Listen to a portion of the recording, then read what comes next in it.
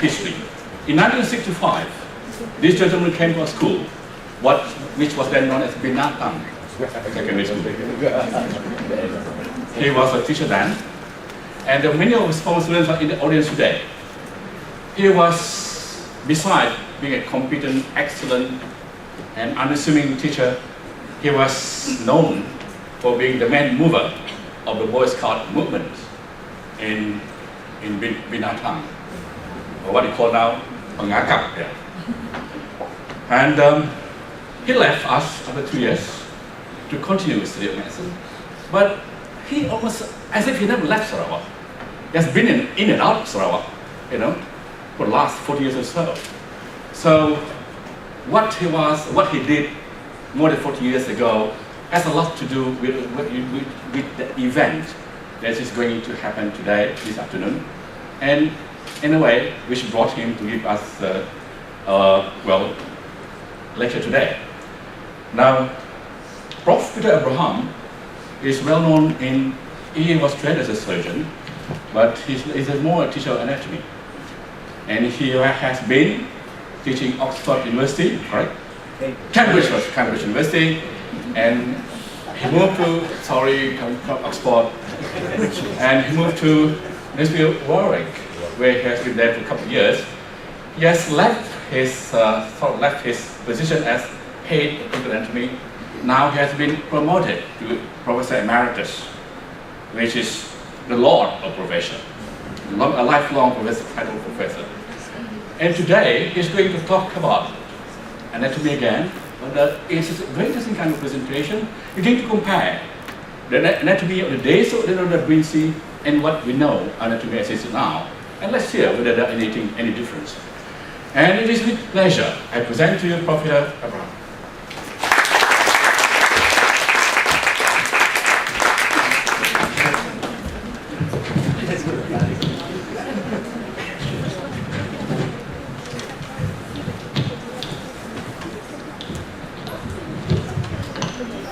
One, two. Can you hear me at the back? Yes? Okay, good. Let me just get the computer sorted out.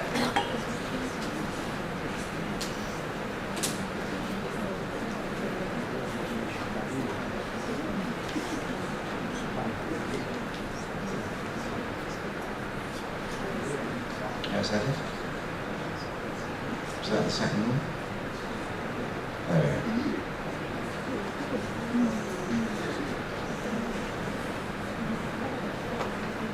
Whoops.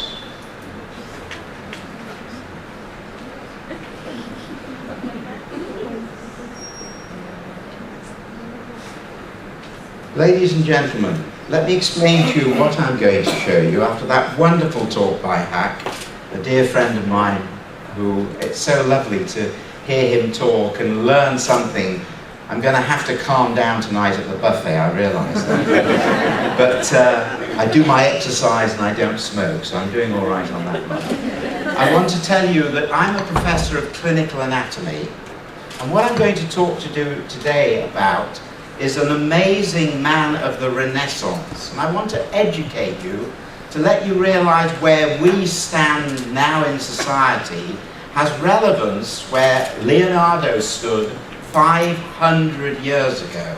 Because many of you will have heard of Leonardo as an engineer and as an artist. He's one of the world's most famous and certainly, if you like, costly artists. You couldn't buy a Leonardo painting if you had all the money in the world at the moment.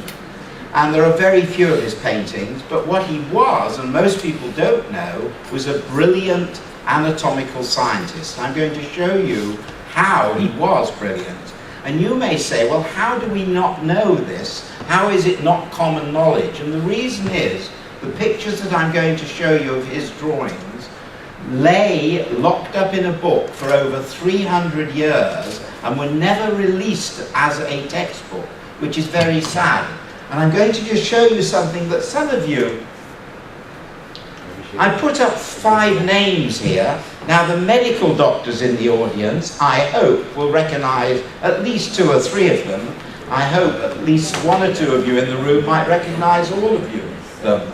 But these are all famous people in the world of anatomy. Many of you will have heard of Charles Bell. Is this working? Let me just see. Right, thank you. Right. Charles Bell of Bell's palsy. Gray of Gray's Anatomy are people that most medical people may have heard of. Vesalius is known as the first great anatomist because in 1543 he made an anatomy textbook. And some of you that know a little bit of history may have heard of Galen, who was the Roman anatomist, and for 1,500 years everybody thought that the anatomy of the human body was as Galen explained it. And this chap is a very famous Arabic, Persian anatomist of a long time ago. And I'm just going to show you when these chaps were. But what I want to show you is that Leonardo, and this is a picture of Leonardo himself, and this is one of his drawings, was hundreds of years ahead of his time. He was quite amazing how much ahead of his time was. And what he was trying to do in his artwork was show the 3 dimensions of the human body. Something that's very difficult to do in artwork, but as I will show you, he managed to do it.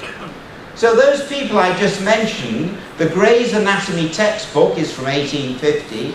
Sir Charles Bell is roughly the same sort of time. In fact, he founded the medical school that I went to, the Middlesex Hospital Medical School, which has now disappeared.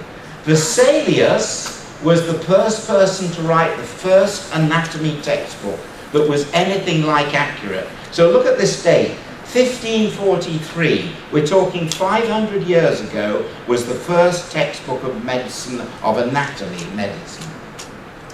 Avicenna was an amazing polymath in the Arabic culture, and if you don't know anything about him, I really do recommend you should read him and read his canon, which is an amazing textbook of medicine that was 1,000 years ago, and yet it's accurate today. And here is Galen, who is the most famous Roman physician who used to look after the gladiators, who made all the work of science from the time of the Romans until the time of Vesalius was thought to be accurate by him, though it wasn't all that accurate. And look where Leonardo da Vinci fits in that picture.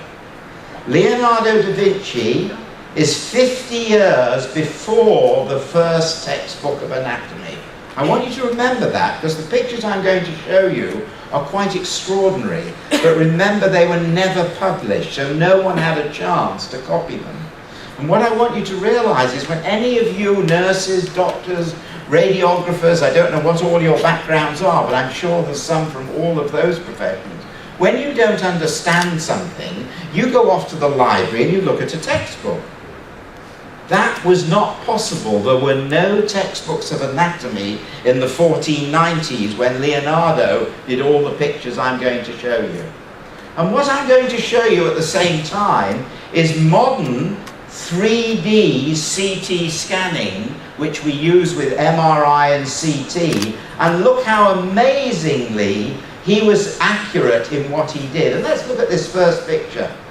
What he did, he took a concept that no one had ever thought of, and he sliced the skull down the middle, and he sliced the skull not only in that plane, which we call the sagittal plane, but he sliced it in this plane, in the coronal plane. And he revealed this little thing, which is the maxillary sinus. Now, it's interesting that the name attached to that maxillary sinus is a fellow called Nathaniel Highmore, and that wasn't written until 1680, which is 200 years after this picture was produced. You'll notice that he drew perfectly the little teeth at the side here. In those days, everyone had thought for the previous 2,000 years that men had more teeth than women. Interesting, by the way, they don't. You didn't know that.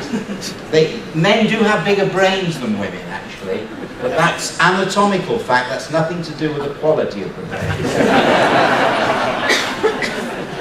But if you look at these teeth, he describes that humans have 32 teeth. He describes what the teeth are, what they do, and accurately draws them. This is This is before anyone has labelled teeth. He also had the idea of looking for